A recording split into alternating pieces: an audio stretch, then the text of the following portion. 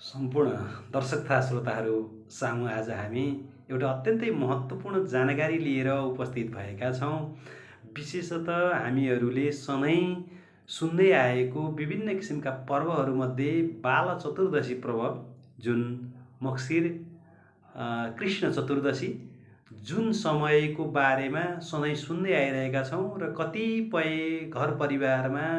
आफ्ना घरका मृत आत्माहरूको स्मरणको लागि भनेर जुन बाल चतुर्दशीको रातको समयमा पशुपति क्षेत्र सेरोफेरोमा आउने र रातभरि त्यहाँ चाहिँ जागराम रहने र चाहिँ बिहानी पख चाहिँ स्थलेशमान्तक वनको सेरोफेरो, कैलाश पर्वतको सेरोफेरो र पशुपति क्षेत्रलाई सबैतिरबाट परिक्रमा गर्दै 7 प्रकारका बिउहरू त्यहाँ छर्ने र आफ्ना पितृहरूको स्मरणमा पितृहरूको चाहिँ हितको लागि भनौँ अथवा पितृहरूलाई स्वर्गवास हुन् र पितृहरू चाहिँ राम्रोसँग चाहिँ उहाँहरूको उद्धार होस् भन्ने मानसिकताका साथ सतबीज छर्ने चलन भएको सम्भवतः सम्पूर्ण नेपाली जनजनमा जानकारी भइरहेकै कुरा हो। र आज हामी यो जुन पर्व अथवा जुन बाला चतुर्दशी पर्व, यसको ऐतिहासिक पृष्ठभूमि र यसको अभ्यास प्रक्रिया र आजको दिनमा यसको उपयोगिता, महत्त्व र यसको उपदेयता के छ भन्ने विषयमा चर्चा गर्ने जमर्को गरेका छौँ। हुन त विभिन्न किसिमका माइथोलोजिकल स्टोरी भनौँ, पौराणिक ग्रन्थहरूमा यसको बारेमा फरक फरक किसिमले पनि व्याख्या गरेको पाइन्छ र तिनै फरक फरक व्याख्याहरू मध्येबाट पनि हामीले केही विश्वसनीय तर्कहरू लिएर हजुरहरू सामु उपस्थित भएका छौँ र विशेषतः कुनै पौराणिक ग्रन्थहरूमा व्याख्या गरिए अनुसार जुन भगवान शिवजी विभिन्न किसिमका जनावरहरूको रूप धारण गर्दै पशुपति क्षेत्र सेरोफेरोमा, श्लेषमान्तक जङ्गलको सेरोफेरोमा विहार गर्दै हिँड्नुभयो र तत्कालीन समयमा पार्वतीले मृगका हुलमा मिसिएर गएका महादेवको सजिलै पहिचान गर्न उहाँलाई कठिन भयो र उहाँ खोज्दै जानुहुन्थ्यो। मृगका हुलमा फेरि दौडँदै श्री महादेव कुद्दै भाग्दै जानुहुन्थ्यो र त्यो उहाँको परिचय पाउन भनी त्यहाँ विभिन्न प्रकारका 7 प्रकारका बिउहरू छरेर त्यो सेरोफेरोमा चाहिँ जुन बिउ छर्ने र त्यो बिउ उम्रिसकेपछि अङ्कुरण भइसकेपछि हरिया मुना पलाउन थाल्ने र हरिया मुना पलाएको ठाउँमा घाँस खाँदाखेरि मृगहरू नछटपटाइकन चाहिँ त्यहाँ निरन्तर रूपमा घाँस खाँदै गर्दा अथवा घाँस चर्दै गर्दा चाहिँ पार्वतीलाई नियालेर आफ्ना श्रीमान महादेव कुन चाहिँ हुन् त मृगको हुलमा रहेकाहरूमध्ये भनेर नियालेर हेर्न सजिलो हुने र आफ्नो श्रीमानको पहिचान गरी उहाँसँग भेट गर्ने आशयले उहाँले चाहिँ 7 प्रकारका बिउहरू पशुपति क्षेत्र सेरोफेरोमा छर्नुभयो र त्यो अभ्यास अहिलेसम्म चल्दै आयो भनिएको छ। अर्को पौराणिक ग्रन्थ अनुसार एकजना बाला नाम गरेका चाहिँ मानिस पशुपति क्षेत्रको सेरोफेरोमा बस्दै गर्थे जाँदा उनले चाहिँ त्यहाँ पशुपति क्षेत्रमा आर्यघाट सेरोफेरोमा ल्याएका लासहरू जलाउने प्रक्रिया र त्यहाँ लासहरू जलाउँदाखेरि यी जुन चाहिँ खप्पर फुट्ने र त्यहाँबाट गिदी निस्कने र लास जलाएको ठाउँबाट तयार आएको गिदी चाहिँ चिउरामा मोलेर उनले खाने, त्यस्तो किसिमका चाहिँ आहार गर्ने र यो किसिमको अघोरी प्रवृत्तिको चाहिँ स्वभाव उनले देखाउँदै गए र उनले हर समय त्यही किसिमको अभ्यास गर्दै जाँदाखेरि वरिपरिका मान्छेहरू र टोलवासीहरू जुन बालालाई देखेर अब यी चाहिँ एक किसिमको चाहिँ दैत्य हो, राक्षस हो भनेर उनलाई चाहिँ बालासुर नाम दिन थाले। हुँदा कतिपय बेलामा चाहिँ जुन त्यहाँ चाहिँ मलामीहरूले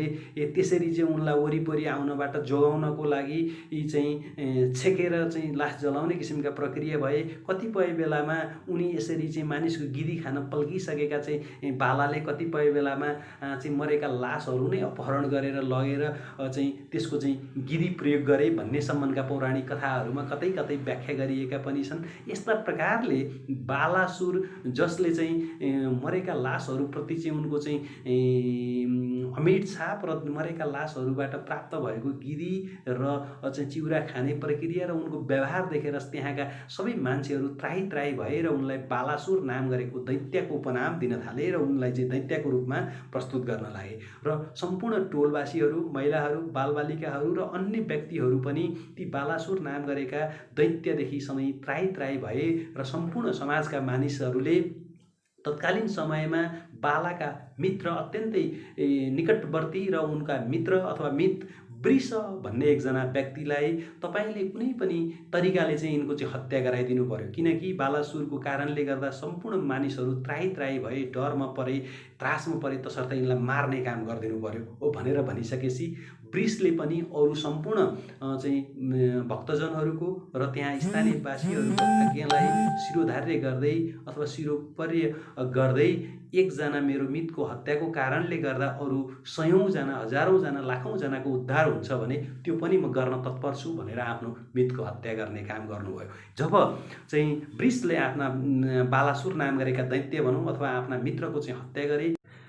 वृषले आफ्ना मित्रको हत्या गरिसकेपछि दिनहरू बित्दै जाने क्रममा जब उनी चाहिँ बेलुकाको समयमा सुत्न लाग्दाखेरि पनि आफ्ना मितको आत्माले आएर उनलाई पिरोलिरहेको जस्तो र सधैँ सधैँ मितको आत्मा जुन बालासुर नाम गरेका जुन दैत्य भनेर चिनिने व्यक्तिको आत्माले आएर चाहिँ उनलाई चाहिँ हर समय चाहिँ पिरोलिरहेको महसुस गर्न थाले र गर्दै जाँदाखेरि उनी सधैँ त्राही त्राही भएर मितको आत्माले आफूलाई पिरोलिरहेको चाहिँ महसुस गरिरहे। रातको समयमा निन्द्रामा सपनामा पनि मितको आत्माले नै आएर उनलाई तर्साइरहेको महसुस भयो र अन्ततोगत वृषले चाहिँ सपनामा नै आफ्नो मितलाई, हे मित्र, मैले जे जसरी गरे पनि तपाईँको हत्या गरेँ, यो मबाट अपराध भएकै हो र यो अपराधबाट म मुक्ति कसरी पाउन सक्छु र मैले चाहिँ भावी दिनमा चाहिँ यो तपाईँको चाहिँ जुन प्रेत आत्माले मलाई पिरिरहेको छ यो नपिर्ने चाहिँ किसिमको चाहिँ वातावरण मलाई बनाइदिनु पर्यो भनेर चाहिँ आफ्ना मितलाई सपनामै भन्दाखेरि फेरि मितले चाहिँ प्रत्युत्तरमा अथवा बालासुर नाम गरेका दैत्यले प्रत्युत्तरमा,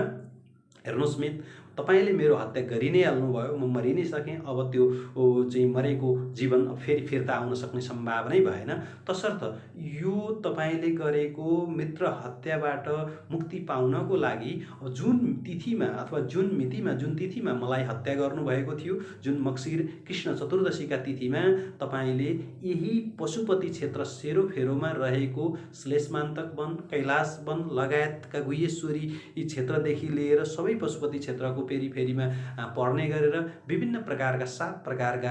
बिउहरू छर्ने काम गर्नुहोस् र जुन बिउ छरिसकेपछि यहाँ भएका चराचुरुङ्गीले, यहाँ भएका जीव जनावरहरूले त्यो अन्नलाई ग्रहण गर्न पाउनेछन्, उनीहरूले त्यहाँबाट पौष्टिक आहार पाउनेछन् र त्यस्तै गरी बाँकी रहेका अन्नहरू चाहिँ यहाँ उम्रनेछन् र फेरि त्यसरी उम्रिएका अन्नहरू चाहिँ जुन बिरुवाको रूपमा चाहिँ धारण गर्नेछन् र त्यहाँबाट चरेर त्यहाँबाट अरू जनावरहरूले, अरू चराचुरुङ्गीहरूले, अन्य प्राणीहरूले यहाँबाट चाहिँ केही फाइदा हुनेछ उनीहरूको लागि र त्यसपछि तपाईँलाई जुन मेरो यस किसिमको प्रेत आत्माले पनि पिरोल्ने छैन र तपाईँ यो पापबाट मुक्ति हुनेछ भनेर सपनामा आफ्ना मित्र बालासुर नाम गरेका दैत्यले भनेको र त्यही किसिमको अभ्यास बालासुरका मित वृषले गर्दै गएको र भावी दिनहरूमा विभिन्न किसिमका समाजका मान्छेहरू र वरपरका छिमेकीदेखि लिएर सबै व्यक्तिहरूले आफ्ना पितृहरू जो चाहिँ मृत आत्मा भइसकेका पितृहरू हुनुहुन्छ उहाँको सम्झनामा, उहाँको स्मरणमा र यही दिन जुन मक्सिर कृष्ण चतुर्दशीका समयमा, रातको समयमा पशुपति क्षेत्र सेरोफेरोमा शतबीज छर्ने किसिमको अभ्यास चल्दै आएको र जुन शतबीजमा विभिन्न प्रकारका बिउहरू जस्तै धान, मकै, गहुँ, जौ, तिल, भटमास, मास, त्यस्तै गरी चना, केराउ, यिनीहरू विभिन्न प्रकारका बिउहरू मध्ये यही भन्नु मात्रै 7 प्रकारका बिउ भनेर त्यहाँ ठ्याक्कै भनिएको छैन। कुनै पनि प्रकारका फरक फरक प्रकारका बिउहरू मध्येबाट चाहिँ 7 प्रकारका बिउहरू छर्ने र सँगसँगै फलफुलको रूपमा कागती, सुन्तला, केरा, म्यावा, जुन बिमिरो, नेबुवा लगायतका अरू विभिन्न किसिमका फलफुलका टुक्राहरू पनि काटेर त्यहाँ छर्ने किसिमको अभ्यास अहिले भएको पाइन्छ र चाहिँ हाम्रो हिन्दू समाजमा अथवा नेपाली समाजमा यस किसिमको पर्व जुन पितृहरूको सम्झनामा अथवा हाम्रा पुर्खाहरू जो मृत आत्माहरूको स्मरणमा एक किसिमको अत्यन्तै महत्त्वपूर्ण र हाम्रा पितृहरूले हाम्रो जीवनमा दिनुभएको योगदानको स्मरण गर्नको लागि यी चाहिँ अत्यन्तै संवेदनशील र सबैलाई चाहिँ स्मरणको दायरामा ल्याउने किसिमको एउटा माध्यम बनेको छ भने अर्को किसिमको कुरा विभिन्न किसिमका जीव जनावरहरू र चराचुरुङ्गीहरूको लागि केही आहारहरू दिने किसिमको काम एक रूपमा सकारात्मक रूपमा नै हेर्न सकिन्छ। तर वर्तमानमा चाहिँ जुन सम्पूर्ण क्षेत्रहरू चाहिँ प्लास्टर भइसकेको अथवा चाहिँ विभिन्न किसिमका श्रेणीहरू निर्माण गरिसकेको र त्यस्तो ठाउँमा अहिले फाल्नुको चाहिँ कुनै औचित्य छैन भन्ने जस्तो देखिन्छ। तर पनि जुन मृगस्थली सेरोफेरोमा भएका मृगहरू र कैलाश हिलको चाहिँ डाँडामा भएका गाईहरू र अन्य जनावरहरू र अन्य चराचुरुङ्गीहरू र अन्य जीवात्माहरूको लागि यस्ता किसिमका आहारहरू उपलब्ध गराउनु तत्कालीन समयमा र तत्कालीन परिवेशमा एउटा प्रकृतिको जगेर्ना र प्रकृतिमा रहेका विभिन्न प्राणीहरूको लागि पनि आहार दिनुपर्छ भनेर त्यसरी आहारहरू दिनु र पितृहरूको स्मरण गर्नु यो आफैमा महत्त्वपूर्ण र मनन योग्य रहेको छ। र अझै अहिले पछिल्लो समयमा पशुपति क्षेत्रमा मात्र नभएर अन्य विभिन्न किसिमका जुन शिवालयहरू शिव मन्दिरहरूमा पनि यो अभ्यासहरू गरिँदै आएको छ र विशेषतः पशुपति क्षेत्रमा भने परापूर्व कालदेखि अहिलेसम्म नै अत्यन्त महत्त्वपूर्ण स्थान मानिँदै यो किसिमको अभ्यास गरिरहेको छ। र विशेषतः पशुपतिनाथ मन्दिर चाहिँ परापूर्व कालदेखि हाम्रो पौराणिक कथा अनुसार जुन मृगस्थली सेरोफेरोमा भगवान शिव चाहिँ मृगको रूपमा धारण गर्नुभएको चरण गर्नुभएको र त्यो कुरो जानकारी पाएर भगवान विष्णुले आएर चाहिँ मृगरूपी महादेवलाई चाहिँ समाउने क्रममा सिङमा समाउनु भएको र सिङमा समाउँदाखेरि सिङ 3 टुक्रा भएर भाँचिएको र चाहिँ त्यहाँबाट मृगरूपी महादेव चाहिँ त्यहाँबाट जमिनमा धसिएर हराएको र उनको चाहिँ टाउको अथवा उनको शिर र सिङ त्यो काठमाडौँको पशुपति क्षेत्रमा रहेको र कुनै कुनै धर्मग्रन्थहरूले अहिले काठमाडौँको गोकर्ण भन्ने ठाउँमा रहेको र त्यहाँ गोकर्णेश्वर महादेवको मन्दिर बनेको भनेर पनि व्याख्या गरिएको छ। र उनका जुन मृगरूपी महादेवको पाउ भनौँ अथवा 4वटा खुट्टा चाहिँ भारतको जुन केदारनाथ बद्रीनाथ रामेश्वर र जगन्नाथ भन्ने 4वटा ठाउँमा पुगेको र त्यो 4वटा पाउ चाहिँ इन्डियामा रहेको र शिर चाहिँ काठमाडौँको पशुपति क्षेत्रमा रहेको कारणले गर्दा अहिले जुनसुकै हिन्दू धर्मावलम्बीहरू महत्त्वपूर्ण 4 धाम भनेर चिनिने बद्रीनाथ केदारनाथ रामेश्वर र जगन्नाथको भ्रमण गरिसकेपछि शिरको दर्शन गर्नको लागि पशुपति क्षेत्र आउनुपर्छ भन्ने र त्यो किसिमको अभ्यास छँदैछ। र यो किसिमको अभ्यास हुनु र आस्थाका धरोहर जुन पशुपतिनाथ मन्दिरप्रति गरिएको आगाध आस्था भक्ति भाव र प्रेमको कारणले गर्दा एक किसिमको चाहिँ धार्मिक र परम्परागत आस्था भयो भने अर्को किसिमको पर्यटकीय क्षेत्रमा अतुलनीय योगदान दिने र नेपालको पर्यटन क्षेत्रको चाहिँ प्रवर्धन गर्नको लागि पनि यो स्थान महत्त्वपूर्ण हुनेछ। र यस्ता किसिमका हाम्रा धार्मिक परम्परा रीतिरिवाज चालचलन र जुन चाहिँ संस्कार छ यसलाई निरन्तरता दिँदै जानु र भावी पुस्तामा यसको बारेमा हस्तान्तरण गर्नु र यसको जगेर्ना गर्नु र विश्वभर छरिएर रहेका हिन्दू तथा बुद्धिस्ट अथवा बुद्ध धर्मावलम्बीहरूलाई अथवा हिन्दू मार्गी तथा बुद्ध मार्गीहरूलाई नेपालको महिमा गौरव र यसको चाहिँ महत्त्वको बारेमा परिचय दिँदै नेपालको पर्यटन क्षेत्रको प्रवर्धन गराउनु पनि आजको नितान्त आवश्यक विषयवस्तु रहेको छ। हस्त धन्यवाद।